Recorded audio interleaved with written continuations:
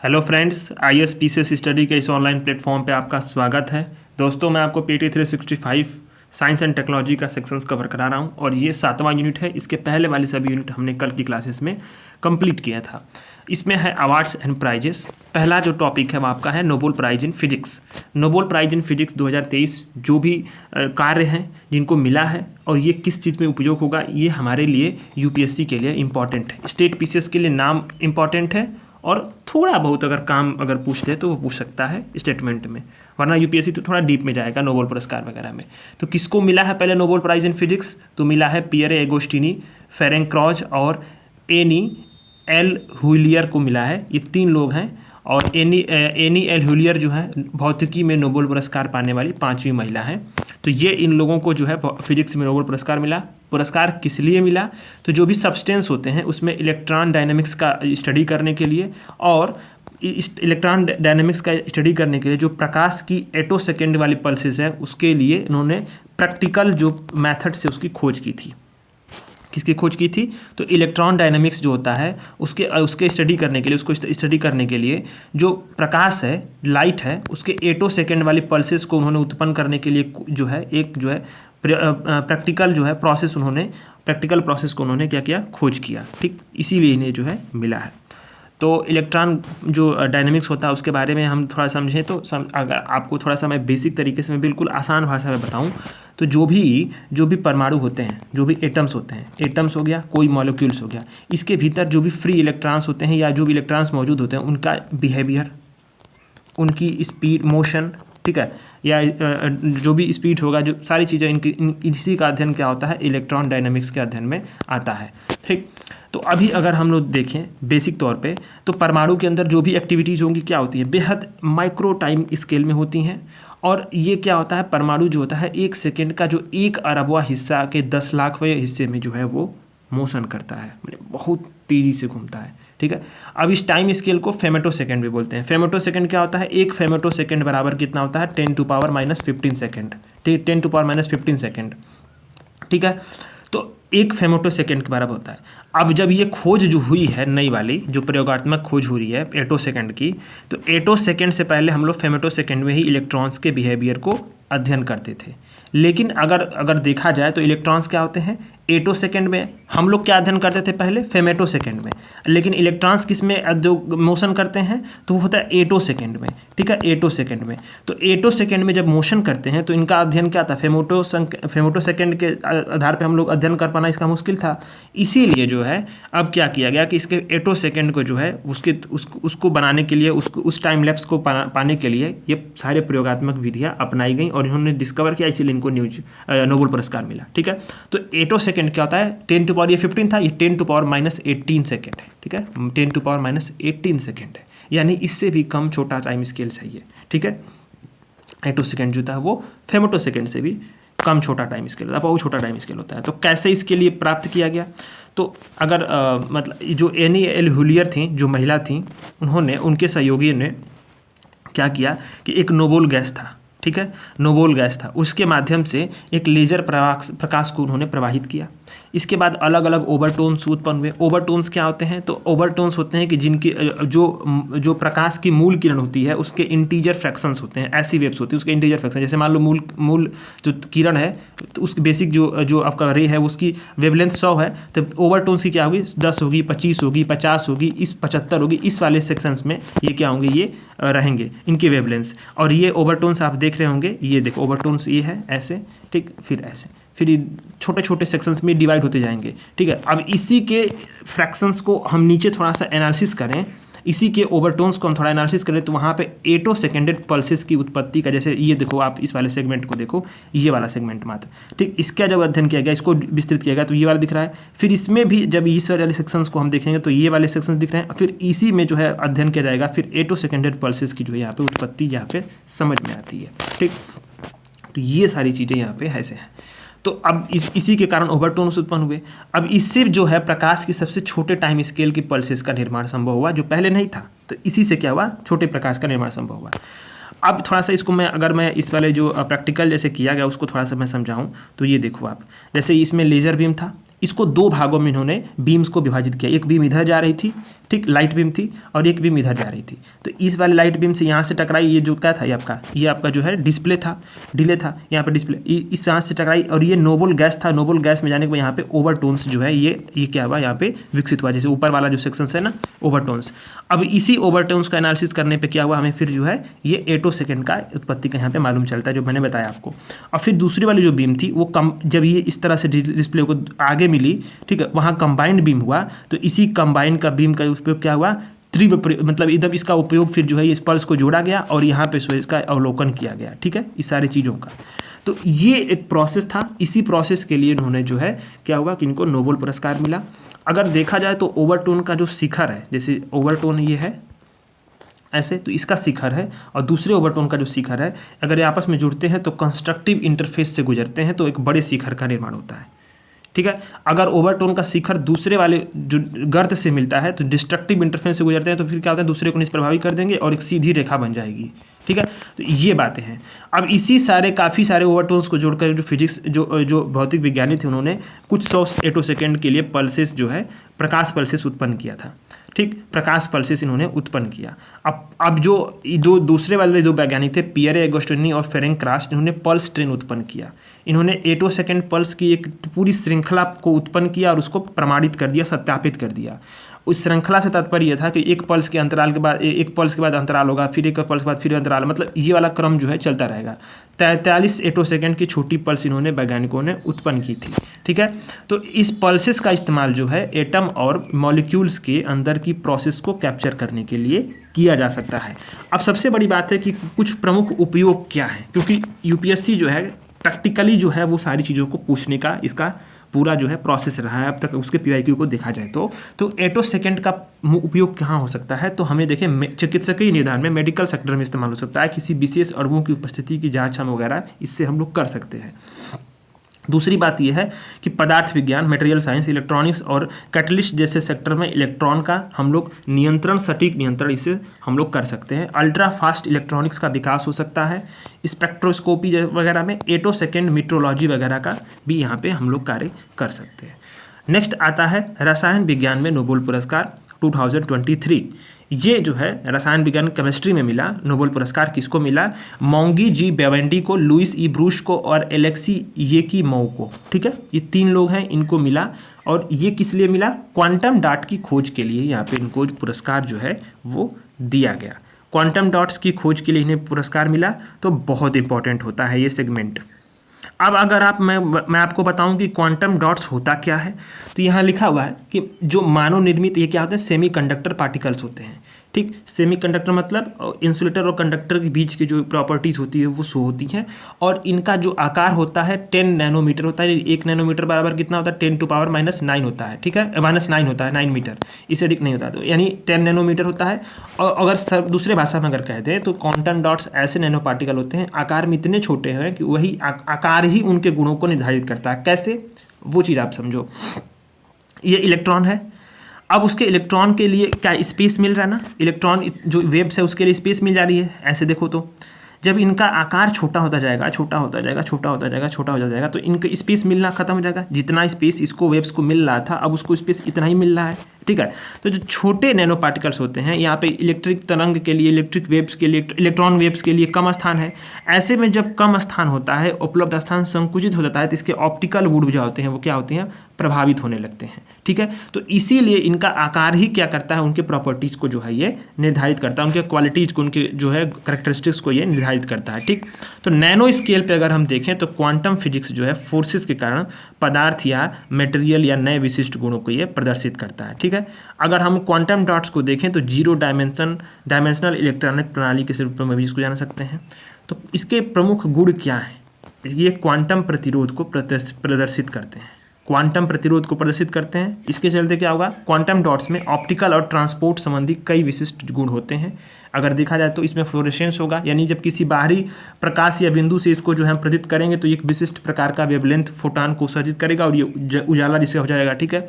Tunable emissions होंगे, यानी अलग अलग आकार पे, अपने आकार पे अलग अलग रंगों के साथ प्रकाश को उत्सर्जित करेंगे, इसको बोलते हैं साइज ट्यूनेबल इमिशन, तीसरा है फोटो स्टेबिलिटीज़ होता है, यानी कि अगर देखा जाए तो मतलब ये क्या है कि पारंपरिक डाई जो ऑर्गेनिक डाई होता है उसकी तुलना में क्वांटम डॉट्स में क्या होता है, फोटो ब्लीचिंग की संभावना कम होती है। यानी कि मतलब समय के साथ क्या होगा, इसके जो भी ये प्रकाश है उसमें हासिल हो ऐसी स्थिति होती नहीं है। तो ऐसे में क्या है कि लाइव सेल इमेजिंग में इसके लिए इस्तेमाल हो सकता है। पदार्थ की विविधता देखें तो इसमें क्वांटम डॉट्स को अनेक प्रकार के जो अलग अलग सेमीकंडक्टर पदार्थ हैं जैसे कि कैडमियम सेलेनाइट, लेड सल्फाइड और इंडियस आर्सेनाइड, इनसे बनाया जा सकता है। बायोकम्पैक्टिबिलिटी भी इसमें होती है, इसमें गुण होते हैं। मतलब ये है कि ये जीवित कोशिकाओं को नुकसान पहुंचाए बिना उनका उपचार करने और जैविक अनुसंधान रिसर्च वगैरह में इसका इस्तेमाल हम लोग कर सकते हैं। टारगेटेड डिलीवरी कर सकते हैं कोशिकाओं तक दवाओं को पहुंचाने के लिए, ठीक है। तो इसके गुण हैं।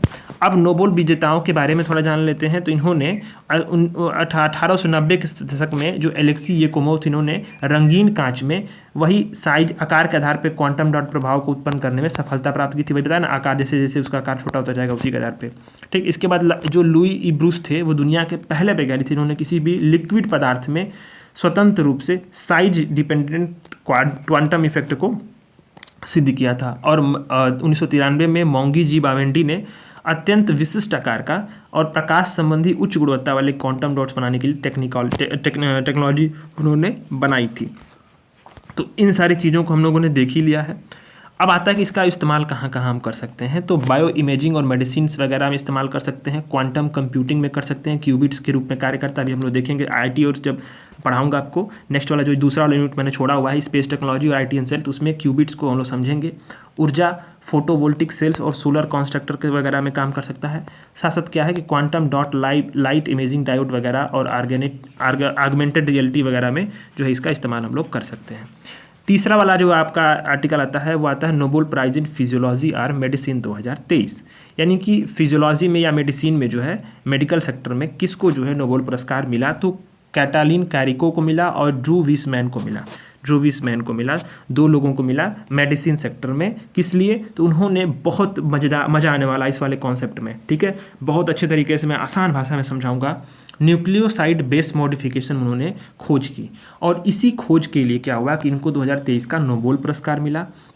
और जो न्यूक्लियोसाइड का बेस मॉडिफिकेशन उन्होंने किया, इसी से जब कोविड-19 की महामारी चल रही थी उसके दौरान क्या हुआ था कि जो mRNA टीका है, मैसेंजर आरएनए टीके थे, उनके विकसित होने में उन्होंने बहुत बड़ा हेल्प किया। समझ लो कि पूरा ये टीका इसी पे विकसित हुआ और इससे कोविड-19 महामारी के विरुद्ध जो है लड़ाई लड़ने में काफ़ी जो है ये मदद मिली, ठीक।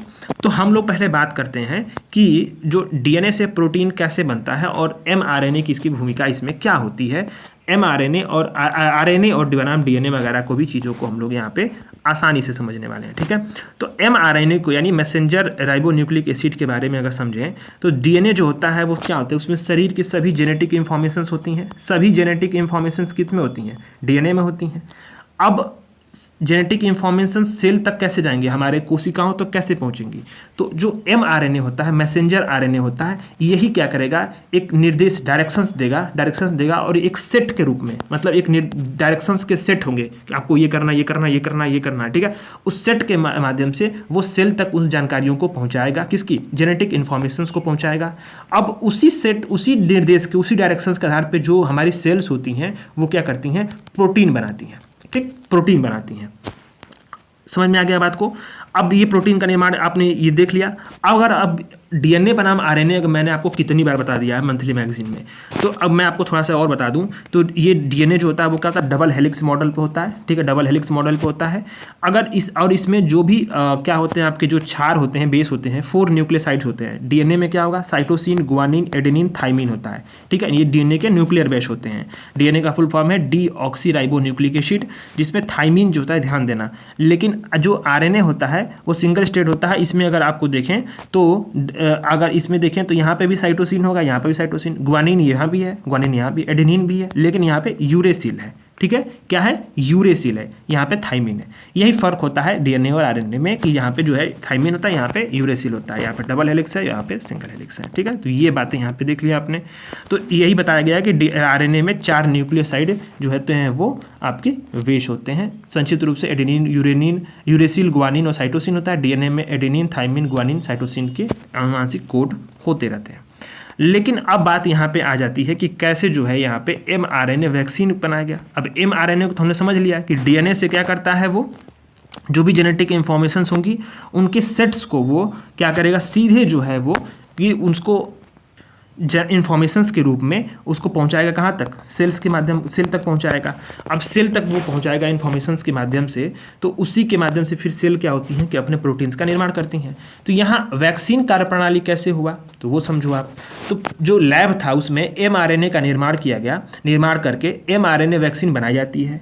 अब इसमें क्या होता है, mRNA वैक्सीन कैसे बनती, क्या होता है इसमें, तो जो हमारे सेल्स को प्रोटीन बनाने का एक जो निर्देश सेट्स होता है उसके लिए वो क्या करती है, जो mRNA की जो लैब में बनाई गई होती है वो क्या करती है, जो आर्टिफिशियल्स होती हैं, सिंथेटिक होती है mRNA, वो उसको कैटलिस्ट के तौर पे काम करती है। यानी कि वो एक निश्चित प्रकार की जो प्रोटीन्स होती हैं उसको बनाने के लिए उत्प्रेरित करती है, जिससे हमारे शरीर की जो प्रतिरक्षा प्रणाली होती है किसी भी बाहरी पदार्थों के पर जो आएंगे, सब्सटेंस होंगे, कण होंगे, माइक्रोब्स होंगे, उनके खिलाफ सक्रिय हो जाएगी। ठीक है, तो अगर देखा जाए तो इसमें इसका शब्द जो बोलते हैं सिंथेटिक आरएनए को, उसको बोलते हैं in vitro transcribed RNA, mRNA।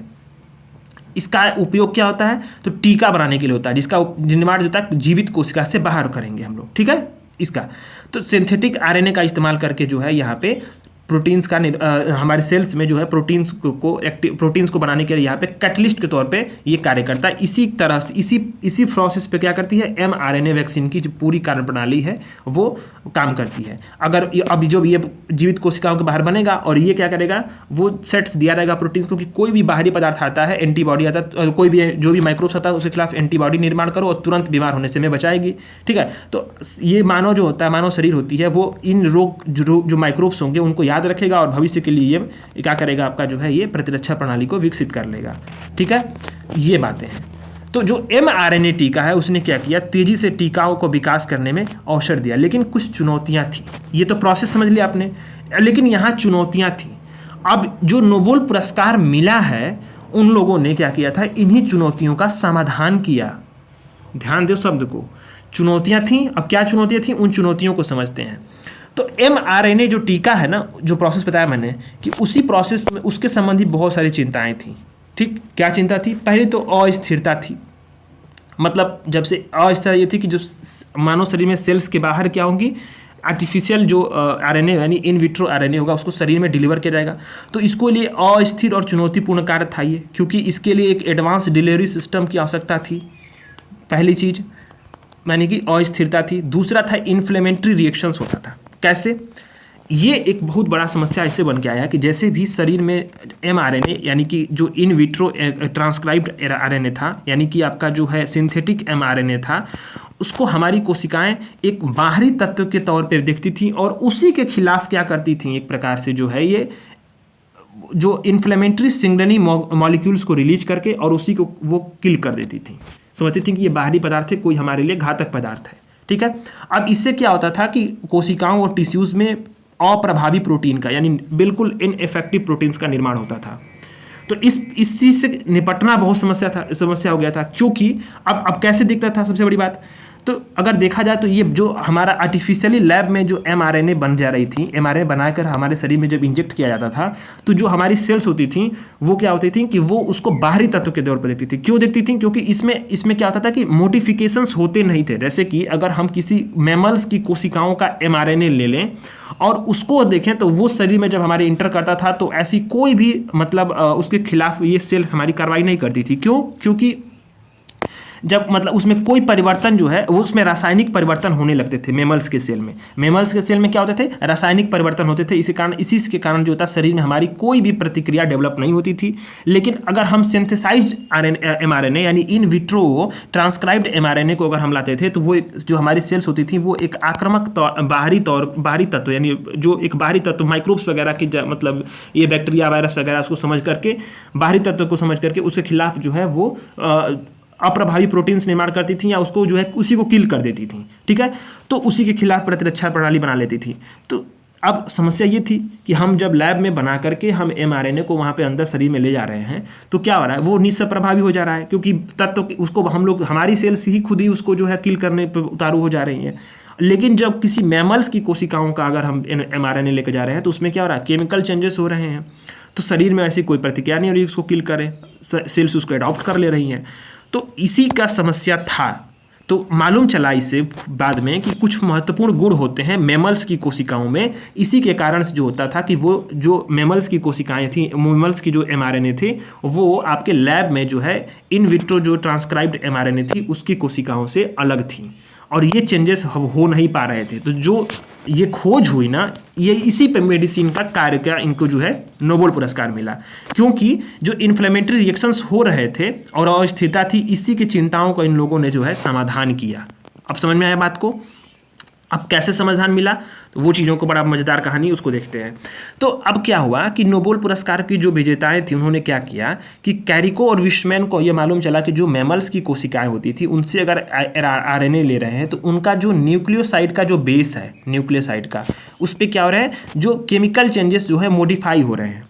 ठीक है, केमिकल चेंजेस जो हो रहे हैं वो क्या हो रहे हैं, मॉडिफाइड हो रहे थे, बताया ना आपको। और जब जो हम लोग लैब से इन विट्रो टेक्निक से mRNA ले जा रहे थे उसमें कोई केमिकल चेंजेस हो नहीं रहा था, मॉडिफिकेशन हो नहीं रहा था, तो सेल्स हमें जो है बाहरी तत्व के तौर पर उसको देख ले रही थी।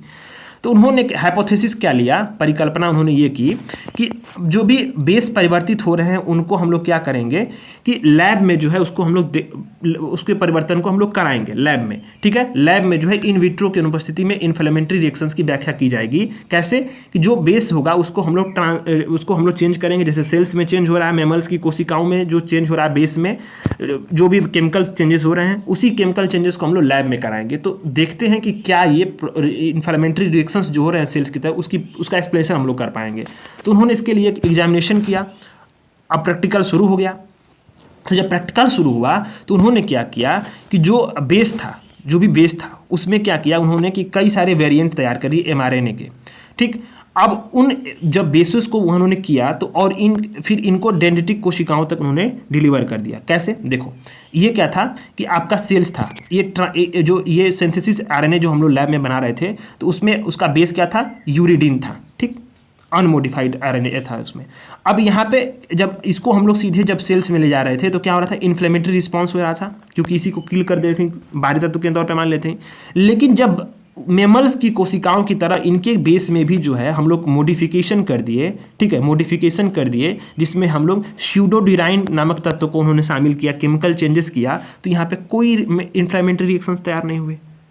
यानी कि क्या था कि मैमल्स की कोशिकाओं में जिस प्रकार से रासायनिक परिवर्तन इंटर करते हो रहे थे उसको उन्होंने उसी प्रोसेस को उन्होंने लैब में दोहराया और बेस में चेंजेस किए mRNA के।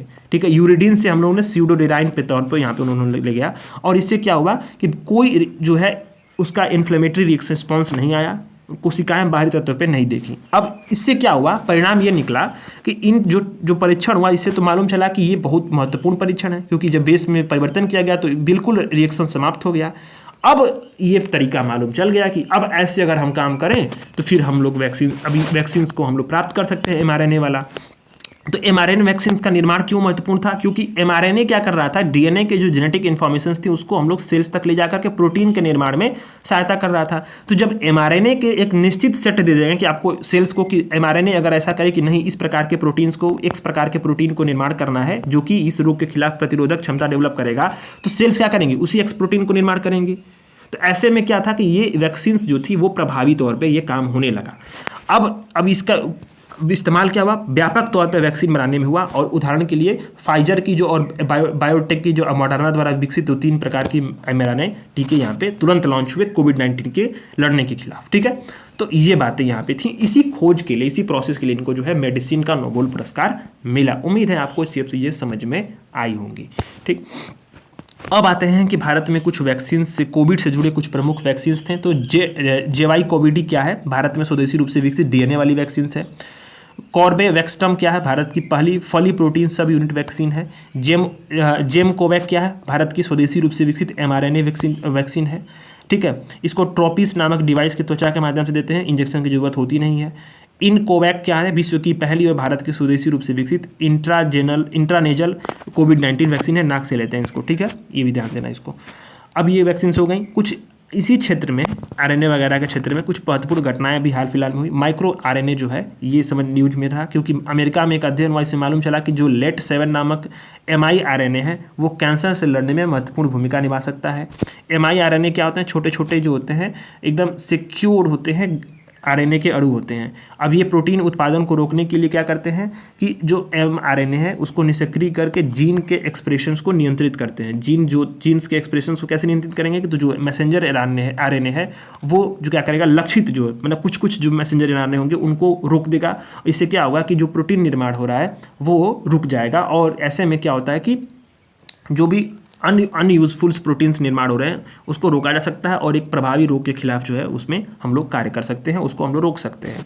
ठीक, जीन एक्सप्रेशंस ऐसे प्रोसेस होती हैं जिसमें जीन में जो एनकोड की गई जानकारी होती है उसको एक हम लोग एक वर्क में, एक फोर्स में, एक डायरेक्शन में उसको हम लोग बदल देते हैं। ठीक है, ये बातें होती हैं। अभी यहाँ पे आप देखोगे शोधकर्ताओं ने किसी विलुप्त प्रजाति, भाई मैंने मंथली मैगजीन में कराया था, तस्मीनाई बाघ था, उसके आरएनए को हम लोगों ने सीक्वेंस किया। ठीक है, तो ये विलुप्त प्रजाति थी पहली, तो ऐसे में जो ये सीक्वेंस किया तो ऐसे में जो मेटाबॉलिज्म जो रेगुलेशंस हैं उससे जानकारी मिलेगी, और पहले जो महामारियाँ आई थी हमारे यहाँ जो अब इनके कारण ये विलुप्त हो गए उनको भी समझने में यहाँ पे मदद मिलेगी। नेक्स्ट वाला है इम्यून इम्प्रिंटिंग। सार्स कोविड-2 के प्रति जो रोगी की एंटीबॉडी रिएक्शंस थे उसमें इम्यूनी प्रिंटिंग की घटना के लिए अध्ययन किया गया। इम्यूनी प्रिंटिंग होता क्या है? शरीर की जो संक्रमण होगा या टीकाकरण होगा उसके माध्यम से जो भी रोगजनक कारण होंगे उसके पहले मतलब जो भी पहले समय जो रोगजनक कारण होगा वो जाएगा शरीर में आपके, तो उसके खिलाफ जो हमारी जो एंटीबॉडी रिएक्शंस होते हैं उसी के दोहराने की प्रवृत्ति होती है इम्यूनी इम्प्रिंटिंग। ठीक है, पहली बार जो होगा, हालांकि थोड़ा सा डिफरेंस होता है, बट बेसिकली सभी चीज़ें जो होती हैं वो क्या होती हैं, वही जो प्रतिक्रिया होती है सेम होता ही है। नेक्स्ट आता है आरएनए इंटरफेरेंस। नेचुरल प्रोसेस होता है जिसमें जो हमारी सेल्स होती हैं एक उत्कृष्ट विशिष्टता के साथ मैसेंजर आरएनए को पहचानने के लिए छोटे छोटे डबल स्ट्रैंड जो है आरएनए का उपयोग करती हैं। यह आरएनए जो होता है वो एंजाइमेटिक जो है डिकम्पोज होगा उसको संभव करता है, प्रोटीन में बदलने से रोकता है। अब ये जीन के कार्यप्रणाली को भी रोकते हैं, क्या है? RNA interface. तो ये सारे न्यूज़ थे, हम लोगों ने कवर कर लिया। नेक्स्ट अपने यूनिट पे आते हैं। पहला वाला यूनिट खत्म हो चुका है। मिसलेनियस टॉपिक्स हैं, इसमें विविध छोटे छोटे टॉपिक्स हैं, इसको हम लोग सिक्योर करते हैं पहले जल्दी से पढ़ करके, क्योंकि इसमें बहुत सारे नए नए कॉन्सेप्ट और नए नए जो चीज़ें हैं वो देखने को आपको मिलेंगी। तो पहला टॉपिक है आपका रेयर हिग्स बोसान डीके, दुर्लभ हिग्स बोसान का क्षय। पहला टॉपिक है, इसमें सुर्खियों में क्यों रहा कि लार्ज हैड्रॉन कोलाइडर जो है उसका संचालन कर्न के वैज्ञानिक कर रहे हैं, European organization for nuclear research CERN है। ठीक है सर, इसके वैज्ञानिक कर रहे हैं, किसका? लार्ज हैड्रॉन कोलाइडर का। अब इसमें एक प्रयोग किया जा रहा था, उसमें एक दुर्लभ प्रक्रिया का पहला प्रमाण मिला। इसमें क्या मिला? इस प्रोसेस में मिला कि हिग्स बोसान का जो क्षय है उसका जेड बोसान और फोटान में हुआ। हिग्स बोसन का जो क्षय था, डिकम्पोजिशन था, वो जेड बोसान और फोटान में हुआ। तो पहली बात यहाँ पे समझ में आएगी कि लार्ज हैड्रॉन कोलाइडर क्या होता है। दुनिया का सबसे बड़ा और शक्तिशाली जो है पार्टिकल एक्सेलरेटर है, जिनेवा के पास इसको स्थापित किया गया है। सुपर कंडक्टिंग मैग्नेटिक की जो है ये वृत्ताकार संरचना है, जिसमें कि जो एकदम एक्सेलरेटर के माध्यम से कणों की जो ऊर्जा एनर्जी उसको बढ़ाया जाता है।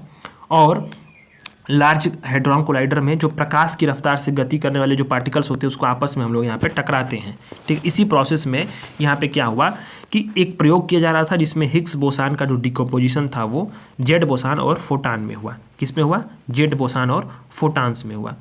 ठीक, तो इस खोज के बारे में अगर थोड़ी बात की जाए तो खोज क्या है? एक बहुत ही दुर्लभ ये प्रक्रिया है जिसमें हिग्स बोसान के साथ साथ हमारे ब्रह्मांड के बारे में महत्वपूर्ण जानकारियाँ प्रदान करती हैं। तो पहले बात आती है थोड़ा सा ना कि जो कर्न है उसके बारे में थोड़ा समझ लें कि कर्न क्या है। European organization for nuclear research जो है ये क्या है? एक ब्रह्मांड के बारे में, जो कर्न के बारे में थोड़ा समझें कि ये जिसके शोधकर्ता जो हैं वो ब्रह्मांड की जो बेसिक स्ट्रक्चर है ब्रह्मांड की, उसके बारे में हम लोग जानने का प्रयास कर रहे हैं और उसमें बेसिक कंपोनेंट्स का जो है स्ट्रक्चर्स का अध्ययन कर रहे हैं। भारत इसका एसोसिएट मेंबर भी है। ठीक, तो यहाँ बात आ रही है पहले तो हिग्स बोसान का क्या हुआ? क्षय हुआ। किसमें? जेड बोसान और फोटान में। तो पहले हिग्स बोसान को समझ लेते हैं। इसको हम लोग प्रचलित रूप में गॉड पार्टिकल भी कहते हैं, आपने पढ़ा हुआ है, एनसीईआरटी में भी दिया हुआ है।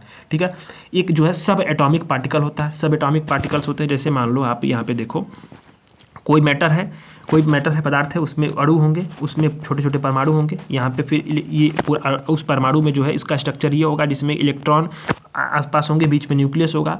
अभी न्यूक्लियस में जो है यहाँ पे प्रोटॉन और न्यूट्रॉन होंगे। ये सब एटॉमिक पार्टिकल्स फिर इसमें आते हैं। इसमें छोटे छोटे जैसे fermion, lepton, quark, boson, gluon, muon, ऐसे ही जो है इसमें तमाम प्रकार के जो है ये छोटे छोटे पार्टिकल्स आते रहते हैं। ठीक, इसमें जाएंगे तो सब एटॉमिक पार्टिकल है। अब इसके बारे में जो है पहली बार 1960 में एक वैज्ञानिक थे पीटर हिग्स, 1960 में इन्होंने बताया था। ये उस फोर्स को दर्शाता है, हिग्स बोसान फोर्स को, ध्यान देना इस शब्द को, फोर्स को दर्शाता है जिससे कोई अगर सब्सटेंस है, कोई कण है, ठीक है, वो एनर्जी सेक्टर में क्षेत्र में जब एनर्जी के रीजन में घुसेगा तो गुजरेगा तो वो अनुभव करेगा, जिसे हिग्स फील्ड बोलते हैं, हिग्स फील्ड बोलते हैं। और ये संपूर्ण ब्रह्मांड में पाया जाता है। ठीक, अगर उदाहरण के तौर पे देखें तो इलेक्ट्रॉन की हिग्स फील्ड के साथ अगर रिएक्शन कराया जाए तो उसमें जो भी प्रभाव होंगे, अनुभव किए जाएंगे, वही क्या करेंगे, हिग्स बोसान के साथ उसकी रिएक्शंस का परिणाम माना जाएगा। ठीक, तो हिग्स बोसान के गुण होते हैं, इसका जो द्रव्यमान होगा वो आपका 125 गीगा इलेक्ट्रॉनिक वोल्ट होगा। प्रोटॉन का जो द्रव्यमान का लगभग 133 गुना होता है। स्केलर पार्टिकल होते हैं, स्पिन इसमें बिल्कुल जीरो होती है, इसमें कोई कोणीय संवेग नहीं पाया जाता है, कोई कोणीय संवेग। ठीक है, लाइफ टाइम बहुत छोटा होता है, यानी जब हाई एनर्जी में टकराव जो होगा तो तेजी से अन्य कणों में ये तुरंत क्षय हो जाएगा। ठीक, अब इसका जो क्षय किस में होता है, प्रोटॉन के जो युग, फोटॉन के युग होंगे जिसमें कि W या Z बोसान युग होगा, इसमें होता है।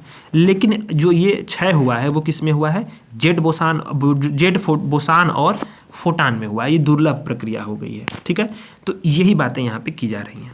ठीक, तो अभी एक चीज़ आ रही होगी यहाँ पे समझ में, आपको नहीं आया होगा कि ये प्रोसेस किया क्यों जा रहा था, तो उसको समझेंगे। अभी खोज के बारे में थोड़ा सा जानते हैं। ये दुर्लभ प्रकार की डिकम्पोजिशन की ये प्रोसेस है जिसमें हिग्स बोसान जो होता है वो इसी से हमारे ब्रह्मांड के बारे में जानकारियाँ मिलेंगी। इसी क्षय को जो कर्ण के लार्ज हैड्रॉन कोलाइडर है उसका जनरल पर्पज डिटेक्टर एटलस और CMS में देखा गया था। जो LHC है इसमें है, इसी का जो प्रोसेस हो रहा था, इसी डिकम्पोजिशन में इसको देखा गया। इस खोज का निहितार्थ ये हुआ कि जो हमारा ऐसे क्षय होते हैं, कणों के अस्तित्व का ये क्या करते हैं, इनडायरेक्टली प्रमाण देते हैं। ठीक, इन कणों के, ऐसे कणों का जो अस्तित्व है वो इनडायरेक्टली प्रमाण देते हैं। अब जिसका किसमें, standard model of particle physics में भी उल्लेख नहीं किया गया। मतलब स्टैंडर्ड मॉडल ऑफ फिजिक्स जो होता है इसमें जिन पार्टिकल्स का उल्लेख नहीं किया गया उनके भी प्रमाण होने का ये जो है हमें सूचना देते हैं, अप्रत्यक्ष जानकारी देते हैं। तो standard model of particle physics क्या है, तो 12 फंडामेंटल पार्टिकल्स इसके अनुसार होते हैं जो कि प्रोटॉन न्यूट्रॉन बनाते हैं, और इसमें इलेक्ट्रॉन यानी कि क्वार्क यानी जो प्रोटॉन न्यूट्रॉन बनाते हैं, और इलेक्ट्रॉन जिससे कि इलेक्ट्रॉन शामिल होते हैं, इसके रूप में हम वर्गीकृत करते हैं। स्टैंडर्ड मॉडल क्या है, एक जो है सिद्धांतिक फ्रेमवर्क होता है जो पदार्थ का जो मौलिक कण होगा और उसके बीच में रिएक्शंस होंगे उसकी व्याख्या करेगा। इस मॉडल में कोई भी मैटर के बिहेवियर को नियंत्रित करने वाले 4 बल में से 3 बल को शामिल करते हैं। इसमें एक इलेक्ट्रोमैग्नेटिक फोर्स, दूसरा स्ट्रांग फोर्स, तीसरा वीक फोर्स होता है। इसमें गुरुत्वाकर्षण बल को शामिल नहीं करते हैं। किसमें, स्टैंडर्ड मॉडल ऑफ जो है पार्टिकल फिजिक्स में, standard model of particle physics में गुरुत्वाकर्षण बल को शामिल नहीं करते हैं। 3 ही बल को शामिल करते हैं। कौन सा, electromagnetism, strong force, weak force, और ये 12 फंडामेंटल पार्टिकल्स इसमें बताए गए हैं। तो इसमें बताता है कि जो भी particles standard model of particle physics में बताए नहीं गए हैं उनका भी ये इनडायरेक्टली प्रमाण देता है इस प्रकार के जो प्रोसेस में कण दिख रहे हैं। अब इससे 5वां मौलिक फोर्स का भी मालूम चला है जिसकी खोज अभी तक नहीं हुई है। अभी तक 4 मौलिक फोर्सेस को मान्यता दी गई है। 4 मौलिक मूल बल हैं। कौन से, तो प्रबल बल है, दुर्बल बल है, वो नीचे बता इलेक्ट्रोमैग्नेटिक बल है, और गुरुत्वाकर्षण बल है, जिसमें कि गुरुत्वाकर्षण बल जो है वो आपका standard model of particle physics में शामिल नहीं है। लेकिन एक 5वां बल का भी मालूम चल सकता है। ये बातें यहाँ पे इसमें की गई है। ठीक, ये समझ में आ गया आपको। अभी इससे संबंधित कुछ अन्य जो है घटनाक्रम ये है कि चिरल बोस लिक्विड, तो USA और चीन के जो फिजिक्स थे उन्होंने दावा किया कि उन्होंने पदार्थ की एक बिल्कुल नई स्टेट, चिरल बोस तरल अवस्था की खोज कर दी। एक मैटर की एक जो बिल्कुल नया स्टेट होता है जैसे कि सॉलिड, लिक्विड, गैस के अलावा उन्होंने जो है एक चिरल बोस तरल अवस्था की खोज की। ये बताते हैं उन्होंने कैसे किया। तो इसकी खोज जो है एक विशेष सामग्री थी, उसकी 2 परत को बहुत कम तापमान पे एक साथ लाया गया, माने बिल्कुल सूक्ष्म स्तर पे, और बिल्कुल जो एकदम सुपर कंडक्टिंग जो स्टेट होता है, एकदम जीरो होता है ना, उसके करीब पे ला करके टेम्परेचर को बिल्कुल कम टेम्परेचर पे ला कर उन्होंने इसको एक साथ 2 पदार्थों को लाया और एक नया जो है मैटर का चिरल बोस तरल अवस्था को उन्होंने खोज की। ठीक। अब इसके लिए उन्होंने फ्रस्ट्रेशन मशीन निर्मित की, 2 परत वाली सेमी कंडक्टिंग डिवाइस होती है। क्वांटिंग अवस्था में जब होता क्या कि पदार्थ जो है ठोस, तरल, गैसीय अवस्थाओं से काफ़ी अलग व्यवहार करता है, और इससे क्या होता है, इस प्रकार के रिएक्शंस जो होती हैं अनगिनत संभावनाओं को जन्म दे सकती हैं, कुछ भी हो सकता है इससे। ठीक, ये बातें हैं। नेक्स्ट आता है नैनो फोटोनिक इलेक्ट्रॉन एक्सेलरेटर।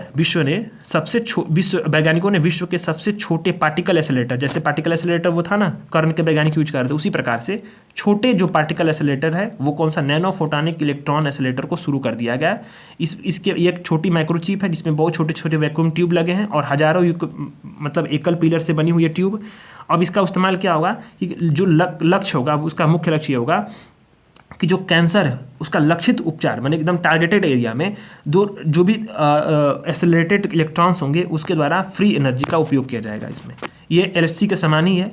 इसमें क्या है लेकिन क्योंकि ये दोनों बीम्स होंगे वो एक्सेलरेट करने के लिए चुंबकीय क्षेत्र निर्मित करते हैं, क्योंकि गोल है ना, ये पूरा गोल बनाया जाता है इसमें, तो चुंबकीय क्षेत्र क्या होते हैं वो निर्मित होता है। यही बात है इसमें। अब आता है सुपर कंडक्टिविटी। सुपर कंडक्टिविटी बताता है यहाँ पे, इसमें बड़ा ये सब फिजिक्स वाले कॉन्सेप्ट्स हैं इसमें। तो अब जो फिजिक्स वाले होंगे वो ज़्यादा जानते होंगे, लेकिन फिर भी जो मैगजीन्स में दिया गया है, जो मैंने समझा इसके हिसाब से मैं आपको बता रहा हूँ, और मुझे उम्मीद है कि मैं आसान भाषा में बता रहा हूँ तो आपको समझ में आ रहा होगा। ठीक है। सुपर कंडक्टिविटी की बात की गई है सूक्ष्म में क्यों रहा कि कमरे के तापमान पर सुपर कंडक्टिविटी को दर्शाने वाले पदार्थ LK99 की खोज का दावा जो था वो झूठा पाया गया। ठीक, बताया गया था कि कमरे के तापमान पर जो सुपर कंडक्टिविटी को दर्शाने वाले पदार्थ LK99 था, खोज हुई थी, इस दावे को झूठा पाया गया। तो न्यूज़ में क्या है, सुपर कंडक्टिविटी ऐसी अवस्था होती है, ऐसी घटना होती है, इफेक्ट होता है जिसमें कुछ पदार्थ क्रिटिकल टेम्परेचर पे जो है, क्रिटिकल टेम्परेचर से नीचे ठंडा होने पे 0 इलेक्ट्रिक रेसिस्टेंस जो है और पूर्ण प्रतिचुंबकत्व गुण को वो दर्शाते हैं। ठीक, यानी कि अगर आपको क्रिटिकल टेम्परेचर से नीचे ठंडा हो जाएंगे वो, तो जीरो जो है शून्य प्रतिरोध, विद्युत प्रतिरोध दर्शाएंगे क्रिटिकल टेम्परेचर। क्रिटिकल टेम्परेचर क्या होता है, तो ऐसा तापमान जिस पर कोई पदार्थ क्या होगा, बिल्कुल एक्सीडेंटली जो है समान चालक अवस्था से बिल्कुल अति चालक अवस्था में परिवर्तित हो जाएगा। ठीक है।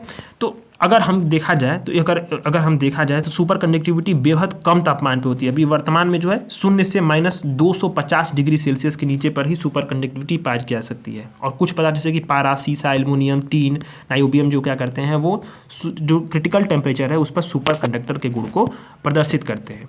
अब इसी में माइसनर इफेक्ट की बात की जा रही है। जब किसी पदार्थ को क्रिटिकल टेम्परेचर से नीचे ठंडा किया जाएगा तो वो क्या करेगा, सुपर कंडक्टिंग की अवस्था प्राप्त कर लेगा। इसके कारण जो होगा पदार्थ जो होगा वो बिल्कुल पूर्ण प्रतिचुंबकत्व की स्थिति में रहेगा, जिसे माइसनर इफेक्ट कहते हैं। जैसे कि आप समझो ये क्रिटिकल टेम्परेचर्स पे जब ये जाएगा तो ये देखो ये सीधे सीधे जब ये जा रही है रेस, लेकिन यहाँ पे हम समझो कि बिल्कुल पार्टिकल्स को निगलेक्ट करके ये जो है ये बिल्कुल अलग प्रकार का एक प्रभाव दिखा रहा है माइसनर इफेक्ट्स में। यही बातें यहाँ पे बताई गई हैं। अब इसकी खोज किसने की थी, तो 1911 में जो है हाइके कैमरिन ओल्स ने की थी। और कैसे प्राप्त किया जाता है शून्य प्रतिरोध को, 0 रेसिस्टेंस को कैसे प्राप्त होंगे, तो सामान्य परिस्थिति में देखें तो क्रिस्टलीय ठोस से गुजरने के दौरान क्या होता है, इलेक्ट्रॉन को रेसिस्टेंस का सामना करना पड़ता है। रेसिस्टेंस का कोई भी देखो ना, यहाँ पे ये ठोस है, इससे जब गुजरेगा तो इलेक्ट्रॉन्स को क्या रेसिस्टेंस मिलेगा। लेकिन जब इसी को क्रिटिकल टेम्परेचर से नीचे जब आएंगे तो इसमें देख रहे हो आप सीधे इसको नेगलेक्ट करके जो इलेक्ट्रॉन से वो चले जा रहे हैं। ठीक, यही बात है यहाँ पे 0 रेसिस्टेंस इसीलिए मिलता है। कब जो होता मिलता है, जब उसका जो तापमान होगा वो क्रांतिक स्तर से कम हो जाएगा। क्रिटिकल टेम्परेचर से जब हम कम करेंगे तापमान को, यानी -250 डिग्री से नीचे ले आएंगे, तो जो पदार्थ है जो ये ठोस है ना बाधा, ये बीच का बाधा को ही ये नेगलेक्ट कर दे रहे हैं पदार्थ, यानी कि एक बिल्कुल अलग प्रकार का बिहेवियर ये शो कर रहे हैं और बिल्कुल इससे कोई प्रभावित नहीं हो रहा है। इसमें यहाँ पे 0 रेसिस्टेंस हो रहा है, सुपर कंडक्टिविटी यहाँ पे आ जा रही है। कंडक्टिंग है बिल्कुल, लेकिन यहाँ पे 0 रेसिस्टेंस है, इसी को सुपर कंडक्टिविटी बोलते हैं। ठीक, अब जो कमरे के तापमान पे, अब ये बात क्या हो रही थी, क्रिटिकल टेम्परेचर यानी क्रिटिकल -250 डिग्री, लेकिन अब ये दावा क्या था कि कमरे के टेम्परेचर, रूम के टेम्परेचर पे जो क्या होगा कि 32 डिग्री जब फ़ारेनहाइट या फिर मतलब इस प्रकार का जो होगा, तो उसमें भी ये जो क्या है सुपर कंडक्टिविटी का गुण दर्शा रहा है। कौन सा पदार्थ जो आपका ये झूठा निकला है, LK99, वो दावा झूठा निकला। ठीक है, ये दावा झूठा निकला।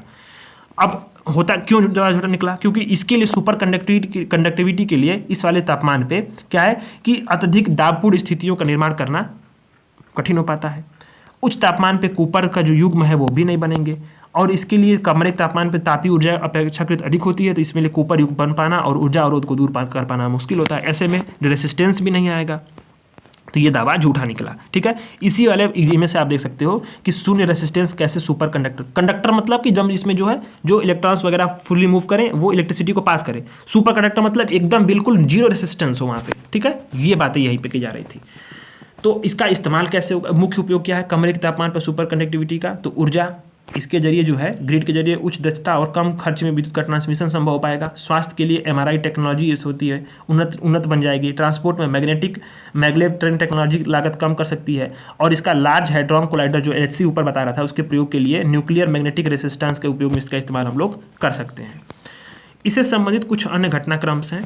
तो सेमीकंडक्टर यहाँ पे न्यूज में है, क्या है कि इलेक्ट्रॉनिक और सूचना प्रौद्योगिकी मंत्रालय की समिति ने इंडिया सेमीकंडक्टर रिसर्च समिति की स्थापना की सिफारिश की है। सेमीकंडक्टर क्या होता है, विशिष्ट गुण होते हैं जिसमें कंप्यूटर और इलेक्ट्रॉनिक उपकरण के लिए आवश्यक होते हैं, जिसमें कंडक्टर और इंसुलेटर वाले बीच के जो पदार्थ होते हैं उसको वो है सेमीकंडक्टर बोला जाता है। इसका डायोड, ट्रांजिस्टर, IC वगैरह का इसके माध्यम से हम लोग कर सकते हैं। इसमें सेमीकंडक्टर क्या है, एक आवश्यक घटक होता है। प्रकार इसमें N टाइप होते हैं, P टाइप होते हैं। N टाइप में नेगेटिवली चार्ज वाले इलेक्ट्रॉन क्या होते हैं, इलेक्ट्रिक करंट के रूप में प्रवाहित होते हैं। और P टाइप में जो सेमीकंडक्टर उसमें इलेक्ट्रिक करंट होगा मुख्य रूप से इलेक्ट्रॉन की कमी के साथ प्रभावित होते हैं। यही बातें यहाँ पे बताई गई हैं। ठीक, कुछ जो है एलिमेंटल सेमीकंडक्टर होते हैं, कुछ कंपाउंड होते हैं। तो एलिमेंटल जो एकल परमाणु से बने रहेंगे जैसे सिलिकॉन, जर्मेनियम वगैरह। कंपाउंड होंगे दो पदार्थों से बने रहेंगे जैसे गैलियम आर्सेनाइड है। ये बातें हैं। नेक्स्ट आर्टिकल आता है रेयर अर्थ एलिमेंट। सुर्खियों में क्यों रहा कि हैदराबाद स्थित राष्ट्रीय भूभौतिकी अनुसंधान संस्थान, यही इंपॉर्टेंट है आपके UPPCS के लिए। UPPCS को आप उठाकर देखो तो जिसमें जितने भी सवाल बने हैं कैसे बने हैं उसमें एक चीज़ आपको देखना कि संस्थान पूछता है, खूब संस्थान पूछेगा और उसका जगह पूछेगा, मैच द कॉलम में दे देगा, फिर उसको या तो फिर मतलब उसको 2-3 स्टेटमेंट देगा कि इसमें कौन सा सही सुमेलित है।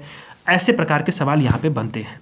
ठीक, तो ये हर साल पूछता है, BPSC भी पूछता है।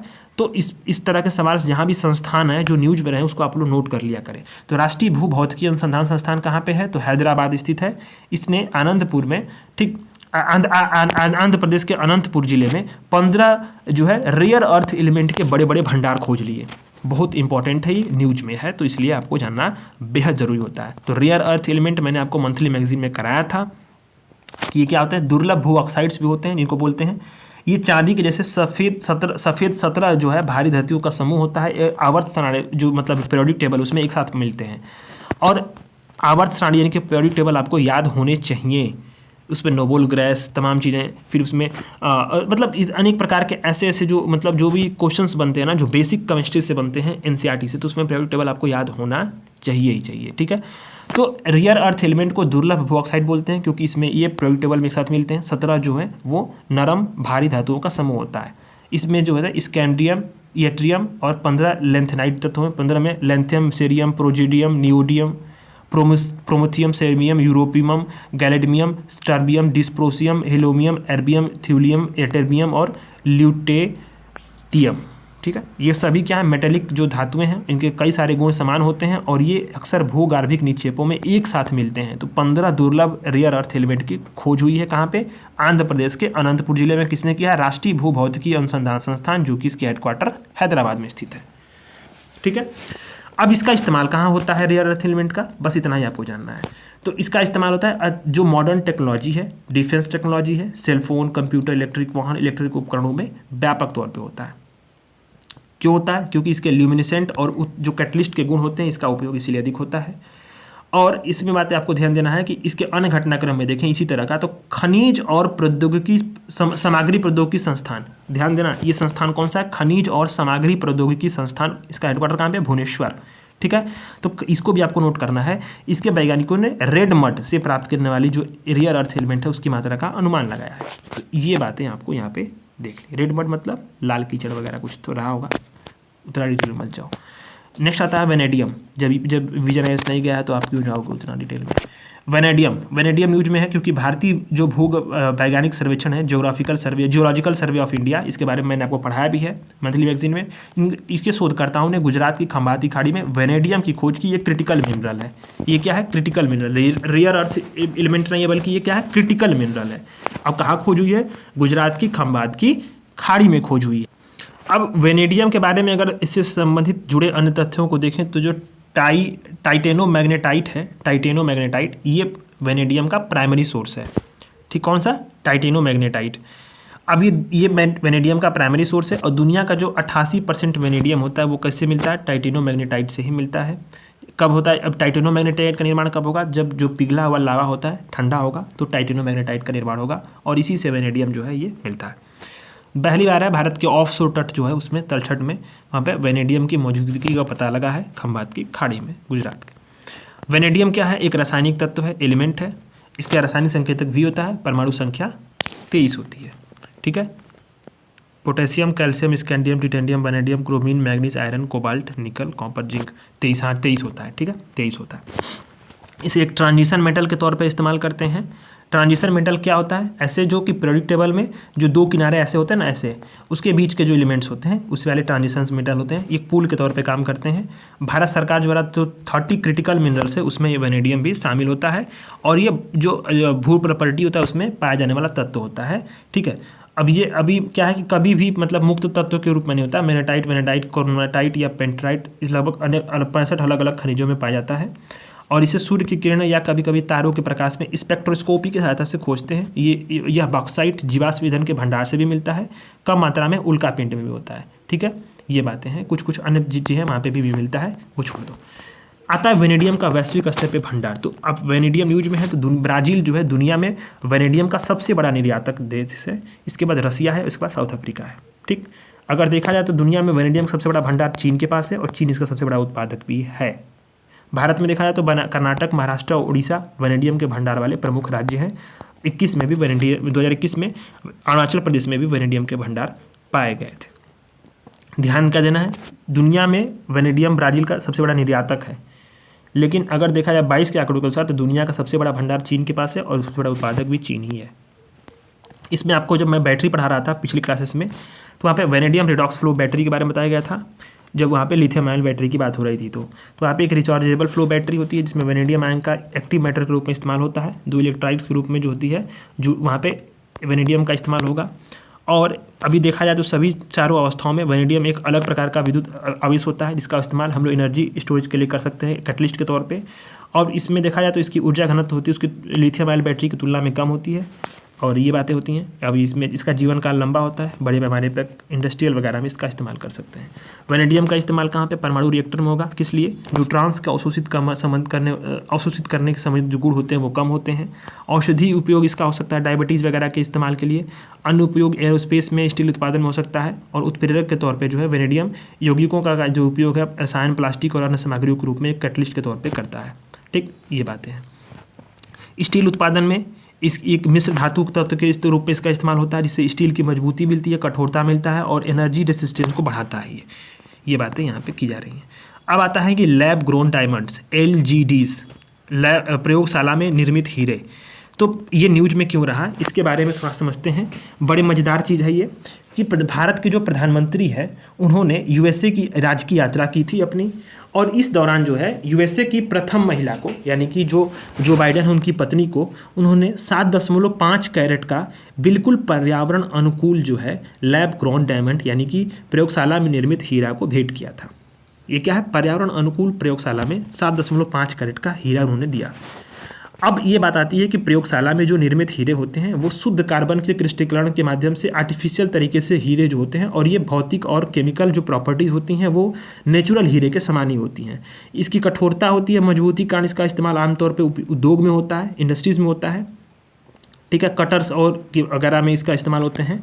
ठीक है, अब ये चीज़ें होती हैं कि अभी शुद्ध हीरे का इस्तेमाल जो होता है उत्कृष्ट तापी चालकता कारण, मतलब कि थर्मल कंडक्टिविटी कारण जो होता है, हाई पावर वाले लेज़र डायोड, उच्च पावर वाले ट्रांजिस्टर, इसके लिए हीट स्प्रेडर के रूप में इसका इस्तेमाल होता है। मतलब इस्तेमाल बताया गया है कि हीरे का इस्तेमाल होता है। इसके उत्पादन की तकनीक 2 है। एक प्रकार का HTHP विधि, हाई टेम्परेचर हाई प्रेशर विधि, इसमें ग्रेफाइट का उपयोग कच्चे माल के तौर पे करेंगे। दूसरा है रासायनिक वाष्प निक्षेपण विधि। ठीक है, तो जो लैब में बना है हीरा LGDs यानी कि लैब ग्रोन डायमंड्स है, इस पर सरकार ने 5% टैक्स को समाप्त कर दिया है। तो LGDs क्या होता है? इसमें किसी प्रकार की गंदगी या शुद्धि नहीं पाई जाती है, किफ़ायती और उत्तम गुणवत्ता से लैस होता है और बिना किसी पर्यावरणीय क्षति से जो है इसको निकाला बनाया जा सकता है। ठीक, अब इसके मूल स्रोत को हम लोग ट्रैक कर सकते हैं और गारंटी भी होता है, लेकिन जो प्राकृतिक हीरे होते हैं उसमें अशुद्धियाँ और स्ट्रेंथ्स भी होती हैं, महंगा भी होता है खनन वगैरह, और जल प्रदूषण होता है इससे खनन से। ठीक है, तो प्राकृतिक हीरे जो है संघर्ष वाले क्षेत्रों से सम्मिलित हो सकते हैं, तो ये भी समस्या होती है। तो ये सारी चीज़ें होती हैं, आपने देखा। नेक्स्ट आर्टिकल आता है giant magneto resistant. Giant magneto resistance क्या है, GMR। तो ये बताया गया कि जो नोबेल पुरस्कार विजेता आंद्रे ग्रीम है, उन्होंने पाया कि ग्राफीन जो है कमरे के तापमान पे जो है, रूम के टेम्परेचर पे विषम किंतु जो है GMR को रिप्रेजेंट करता है। जॉइंट मैग्नेटो रेसिस्टेंस को ये रिप्रेजेंट कर रहा है। कौन, ग्राफीन को किसने पाया, नोबेल पुरस्कार विजेता आंद्रे ग्रीम में उन्होंने पाया। तो जॉइंट मैग्नेटो रेसिस्टेंस होता क्या है, तो एक जो कंडक्टर होगा उसके विद्युत रेसिस्टेंस का ही परिणाम होता है, जो क्या है आसपास की जो सामग्री उसके जो इलेक्ट्रोमैग्नेटिक फील्ड से उससे प्रभावित हो रहा हो। ठीक है, अगर सामग्री है उसको एक ही दिशा में अगर हम चुंबकित करें दोनों को, तो उसमें क्या होगा, जो उस कंडक्टर होगा उसमें विद्युत प्रतिरोध की क्षमता कम हो जाएगी। लेकिन अगर एक दूसरे के विपरीत करें तो वहाँ पे विद्युत प्रतिरोध की क्षमता क्या होती है, वो बढ़ जाती है। यही बातें यहाँ पे की जा रही है। इसका इस्तेमाल कहाँ पे होगा, वो computer, biosensor, automotive sensor, micro electromagnetic system, medical imager, इसमें अनेक प्रकार के जो इस्तेमाल होते हैं यहाँ पे, उपकरण यहाँ पे हो सकता है। ग्राफीन कार्बन का अपरूप होता है, कार्बन परमाणुओं की एकल परत होती है, मोनोलेयर होती है। और ये क्या होते हैं, मधुमक्खी के छत्ते वगैरह जो होते हैं वो खटकोनी छत्ते होंगे, उसमें ये जाली नुमा जो है कस के बंधे होते हैं, ऐसे ऐसे बंधे होते हैं। और ये ग्रेफाइट से इसको मिलता है, विशिष्ट प्रकार का भौतिक रासायनिक गुण को ये दर्शाते हैं। इसका इस्तेमाल ऊर्जा में, सोलर सेल वगैरह में, सेंसर, बायोसेंसर और बायोटेक्नोलॉजी में वगैरह में होता है। सबसे इंपॉर्टेंट बात ये है, इंपॉर्टेंट न्यूज, वनडे एग्जाम्स के लिए भी भारत का पहला ग्राफीन इनोवेशन सिस्टम कहाँ पे, सेंटर कहाँ बनाया गया है, केरल में बनाया गया है। नोट कर लेना इसको, भारत का पहला ग्राफीन इनोवेशन सेंटर केरल में बनाया गया है। ग्रेफाइट जो है, यानी फ्लामेंगो या ब्लैक लेड के बारे में थोड़ा सा समझ लें। ग्रेफाइट कार्बन का एक रूप होता है। ठीक है, तो ग्राफीन, तो ये देखा जाए तो ग्रेफाइट जो है कार्बन, क्रिस्टली कार्बन का नेचुरली पाया जाने वाला एक स्वरूप होता है। इसमें ये क्या होता है, एक आकारहीन, क्रिस्टली और परतदार होता है, कोक और पित्त से बनाया जाता है और कार्बन के एलेक्ट्रोप में से एक है। ऊष्मा और विद्युत का अच्छा सुचालक होता है। ठीक, नेक्स्ट वाला आर्टिकल आता है रेडियोमेट्रिक डेटिंग। अब ये कार्बन डेटिंग सुने होंगे, लेकिन अब यहाँ पे रेडियोमेट्रिक डेटिंग की बात यहाँ पे की जा रही है। ठीक, तो ये हालिया अध्ययन हुआ, इसमें मालूम चला कि जिस तरह से कार्बन डेटिंग होता है उसमें कार्बन 14 का इस्तेमाल करते हैं, उसी प्रकार से कैल्शियम 41 का उपयोग करके हम लोग रेडियोमेट्रिक डेटिंग में भी इस्तेमाल कर सकते हैं। ठीक, इसके लिए atom trap trace analysis ATTA technology का इस्तेमाल किया गया है। इसके बारे में थोड़ा समझते हैं कि रेडियोमेट्रिक डेटिंग होती क्या है। तो अगर आप देखा जाए, रेडियोमेट्रिक डेटिंग की बात की जा रही है ना यहाँ पे, जिस तरह से कार्बन डेटिंग में कार्बन 14 का इस्तेमाल होता है, उसी प्रकार से कैल्शियम 41 का इस्तेमाल हम लोग रेडियोमेट्रिक डेटिंग में किया जा सकता है। तो रेडियोमेट्रिक डेटिंग क्या होती है, तो कार्बन 14 डेटिंग, जो कार्बन 14 डेटिंग कार्बनिक पदार्थ है उसके सटीक आयु के आकलन के लिए साइंटिफिक प्रोसेस होता है, जिसमें कोई लकड़ी होगी, किसी प्रकार का चट्टान है, जीवाश्म है, तो उसके भीतर जो रेडियोधर्मी आइसोटोप्स होते हैं, जैसे कार्बन 14, पोटेशियम 14, आर्गन 14, इनकी कितनी उपस्थिति है, इसी के आधार पर हम उनका आयु का निर्धारण कर लेते हैं। कैसे, वो देखते हैं। कार्यप्रणाली देखना है आपको। ठीक है, जब कोई भी कार्बनिक वस्तु जो है वो जीवित रहेगी तो उसका शरीर क्या करेगा, कार्बन 14 परमाणुओं को अवशोषित करेगा, उत्सर्जित करेगा। जब मृत हो जाएगी तो वो प्रक्रिया बंद हो जाती है। उसमें क्या होता है कि जो कार्बन 14 होता है उसका भी क्षय होने लगता है। तो जितना क्षय हुआ है उसी के आधार पर शरीर में जितनी परमाणु है उसकी वर्तमान मात्रा और जितनी मात्रा होनी चाहिए उसके बीच का अंतर लगाते हैं, अंतर का पता लगाएंगे और इसी वजह से पता लगा देते हैं कि कब इसकी मृत्यु होती है। जैसे कार्बन के जो तीनों आइसोटोप्स हैं, कार्बन 12, कार्बन 13 और कार्बन 14, ये जो सजीव होते हैं वो अवशोषित होते हैं। तो इसमें जो कार्बन 14 होता है उसी के आधार पर ये रेडियोधर्मी पदार्थ है, तो इसमें मृत्यु के समय ये 100% होता है। उसके बाद 5730 साल बाद ये 50% होता है, 11460 साल बाद ये 25% होता है और 17990 साल बाद ये 12.5% होता है। तो इसी के आधार पर ये प्रोसेस लगाते हैं। लेकिन इसकी कुछ सीमाएं भी हैं, जैसे कि ये कमज़ोर है और अस्थिर आइसोटोप है रेडियोएक्टिव, और इसकी हाफ लाइफ क्या है, लगभग 5700 वर्ष है। अभी ये हाफ लाइफ के चलते क्या है, 50,000 वर्ष से अधिक जो पुरानी होगी वस्तु उसको निर्धारित कर नहीं पाएगा। ठीक, तो ये भी समस्या है। तो इसीलिए जो है यहाँ पे क्या बात की जा रही है कि हम लोग कैल्शियम 41 का इस्तेमाल कर सकते हैं किसके, रेडियोमेट्रिक डेटिंग में। अब ये क्या है कि इसका ये जो है कि ये क्या 1900 बोल रहा हूँ, 99,400 वर्षों के हाफ लाइफ वाला है, यानी काफ़ी समय तक ये जो है चीज़ों को, ये आयु को निर्धारण कर सकता है। ये दुर्लभ जो है ये रेडियो आइसोटोप्स है। और कैसे निर्मित होता है, तो जो ये भूपर्पटी में पाया जाता है और मिट्टी में ब्रह्मांड की किरणें जो है तो उसकी परस्पर क्रिया के माध्यम से, ये ब्रह्मांडी किरणों के परस्पर क्रिया के माध्यम से ये निर्मित होता है। नेक्स्ट वाला आर्टिकल है राष्ट्रीय रोबोटिक्स रणनीति NSR का मसौदा, draft national strategy for robotics. Robotics का इस्तेमाल पहले कहाँ होता है, रोबोटिक्स होती क्या है, तो रोबोटिक्स क्या होती है, रोबोट टेक्नोलॉजी में रोबोट का डिजाइन करना, निर्माण करना, संचालन करना, उपयोग करना। इसमें रोबोट सेंसर के जरिए आसपास का जो भी इन्वायरमेंट है उसको अनुरूप हम लोग इसको संचालित करते हैं और उसको निर्णय लेने के लिए कैलकुलेशन वगैरह करते हैं। ठीक, अगर हम लोग देखा जाए तो जो नेशनल स्ट्रेटजी फॉर रोबोटिक्स है उसके अनुसार रोबोट्स का हम लोग औद्योगिक रोबोट, सर्विस रोबोट, चिकित्सा रोबोट वगैरह में हम लोग उसको क्या करते हैं, वर्गीकृत कर देते हैं। इसका इस्तेमाल हम लोग स्वास्थ्य देखभाल सेवा में, राष्ट्रीय सुरक्षा में, विनिर्माण में, कृषि वगैरह में हम लोग रोबोट का करते हैं। न्यूज में क्यों रहा, इलेक्ट्रॉनिक और सूचना प्रौद्योगिकी मंत्रालय ने राष्ट्रीय रोबोटिक्स रणनीति का मसौदा जारी कर दिया, यानी हमारे देश की रोबोटिक्स की जो रणनीति होगी वो क्या होगी, इसका मसौदा अभी हाल ही में जारी हुआ।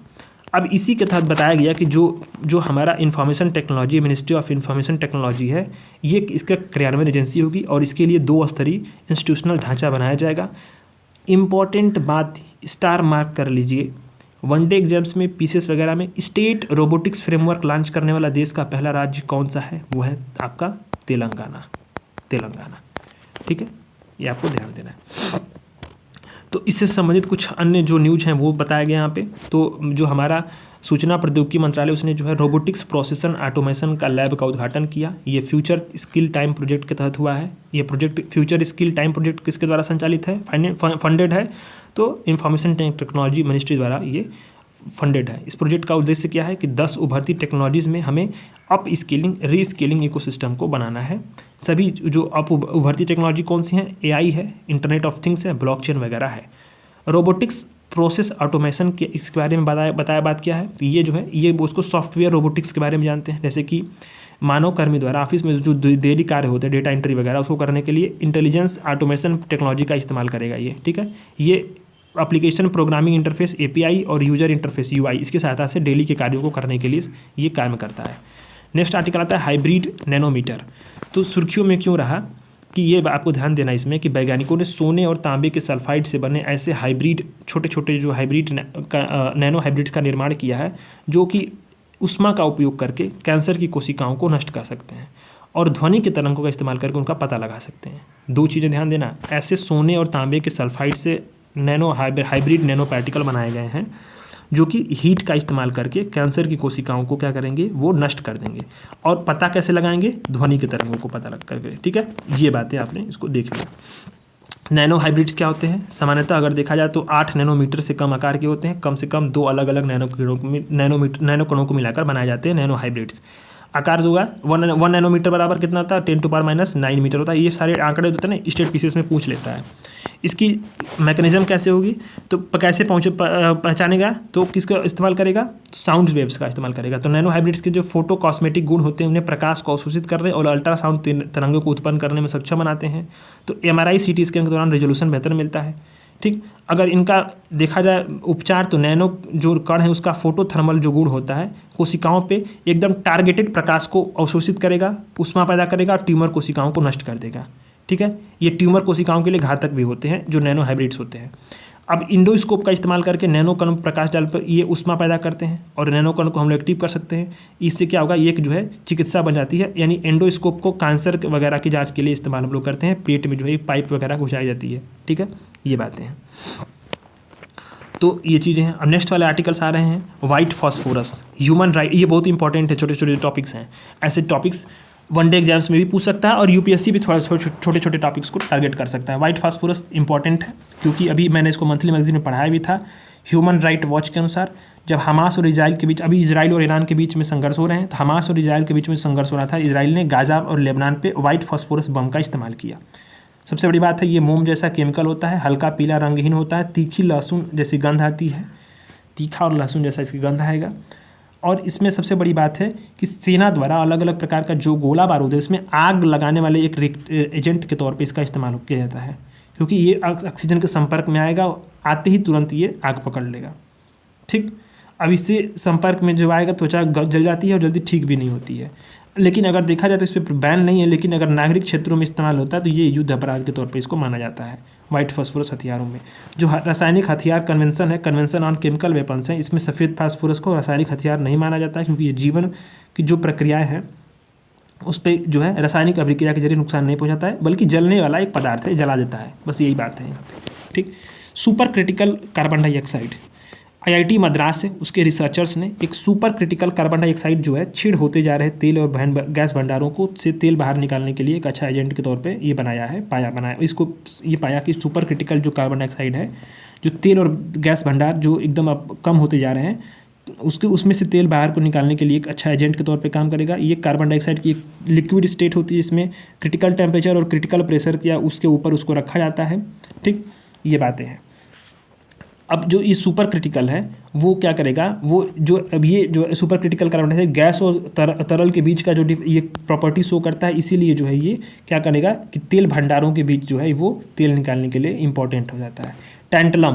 टैंटलम आपको ध्यान देना है, सतलज नदी में, पंजाब में सतलज नदी है, उसकी बालू में टैंटलम धातु मिली है। ये एक दुर्लभ धातु होती है, भूरे कलर की होती है, बहुत कठोर होती है और 150 डिग्री सेल्सियस से कम तापमान पर रासायनिक हमलों का ऐसे कोई जवाब नहीं होता है। गलांक काफ़ी हाई होता है, तो बहुत इंपॉर्टेंट है। इसका इस्तेमाल हम लोग इलेक्ट्रॉनिक्स, सुपर कंडक्टर्स, परमाणु ऊर्जा संयंत्र, हवाई जहाज, बायोमेडिकल वगैरह में कर सकते हैं। और गलांक और उच्च होती है, लागत भी कम होती है। प्लेटिनम के विकल्प रूप में इसको हम टैंटलम का यूज कर सकते हैं। तो ये कहाँ मिली है, पंजाब के सतलज नदी के बालू में मिली है। नेक्स्ट आर्टिकल आता है आपका हाइपरलूप। तो हाइपरलूप ये टेक्नोलॉजी बहुत बार ये चर्चा में भी रही थी और मंथली मैगजीन में मैंने कराया था। टाटा स्टील और TTUR जो है, ये TUTR क्या है, ये TUTR हाइपरलूप IIT मद्रास में एक डीप टेक स्टार्टअप है। इन दोनों ने मिल करके हाइपरलूप टेक्नोलॉजी के विकास के लिए एक MOU पे साइन किया है। हाइपरलूप होता क्या है कि यात्रियों और कार्गो के लिए एक प्रस्तावित है अल्ट्रा हाई स्पीड ज़मीनी परिवहन, मैंने हवा, ये जो होती है ना, ये ज़मीनी परिवहन प्रणाली होती है। 700 मील प्रति घंटे से ये काम करती है। एलन मस्क और उसकी कंपनी SpaceX द्वारा इसको प्रचारित किया गया था, इसकी कॉन्सेप्ट को। इसमें 3 कंपोनेंट होते हैं, ट्यूब होता है, पॉड होता है, टर्मिनल होता है। ट्यूब होगा एक बड़ी और पार्ट के आने जाने वाले मार्ग को छोड़कर बाकी बिल्कुल क्या होगा, वैक्यूम के तौर पे वो लंबी सुरंग होगी, वैक्यूम होगा। पॉड एक कोच होती है जो इस पर जो वायुमंडल प्रेशर जो होता है उसको बराबर दबाव को बनाए रखता है। और मैग्नेटिक जो है इसका मैग्नेटिक फील्ड का उपयोग करता है। और ट्यूब के भीतर जो है लगभग जो वायु का घर्षण होता है उसको कम कर देता है। और टर्मिनल पॉड होगा वो अराइवल डिपार्चर को वो मैनेज करता है। तो ये काफ़ी तेज़ी से ये जो है ये परिवहन वगैरह के लिए जो है ये इसका इस्तेमाल हो सकता है। आप जानते होंगे कि एक ट्यूब एक पूरा सुरंग बनेगी जिसमें एक आपका क्या बोलते हैं, आपका जो एक पॉड होगा और ये पॉड जो है बहुत तेज़ी से जो है ये क्या करेगा, हाइपरलूप टेक्नोलॉजी के माध्यम से ये बहुत तेज़ी से जो है ये ट्रैवल करेगा। तो ऐसे में जो है बहुत तेज़ गति से इसमें परिवहन हम लोग संभव हो सकता है। बिजली की खपत काफ़ी कम हो सकती है। परिवहन की लागत की प्रणाली कम है, लेकिन इसकी इनिशियल स्टेज में जो है अभी वर्तमान में वही लागत काफ़ी अधिक है। और ख़राब मौसम में भी संचालन इसका बाधित होता नहीं है। तो इस प्रकार से हाइपरलूप टेक्नोलॉजी काम करती है। तो ये वाला पूरा यूनिट हम लोगों ने ख़त्म कर लिया। ठीक है, तो अब आपको मैं दिखा दूँ थोड़ा सा इंडेक्स, तो उसको समझिए। इंडेक्स को आपको मैंने बायोटेक्नोलॉजी पढ़ा दिया है। फिर इसके बाद मैंने आपको हेल्थ वाला टॉपिक्स था, वो भी चौथा वाला। फिर 5वां वाला अल्टरनेटिव एनर्जी, 6वां डिफेंस, फिर 7वां आपका जो है अवार्ड पढ़ा दिया और मिसलेनियस भी पढ़ा दिया। इस तरह से मैंने आपका सभी टॉपिक्स मैंने जो है ये कवर करा दिए हैं। अभी मैं आपको सिर्फ 2 टॉपिक्स मैंने इस पे छूटा हुआ है। कल की क्लास में ये आपका मैगजीन खत्म हो जाएगा। IT एंड कंप्यूटर छूटा हुआ है और आपका जो है स्पेस टेक्नोलॉजी छूटा हुआ है। दोनों चैप्टर्स को कल हम लोग क्लास में करेंगे और इसी जो क्लास के साथ कल की क्लास के बाद आपका साइंस एंड टेक जो है मैगजीन खत्म हो जाएगी इस तरह से। ठीक है, तो इसका आप बार बार रिवीजन कर सकते हैं और इसको आप समझ सकते हैं। बिल्कुल आसान भाषा में मैंने बायोटेक्नोलॉजी वगैरह को भी समझाया था। उम्मीद है आपको पसंद आया होगा। धन्यवाद।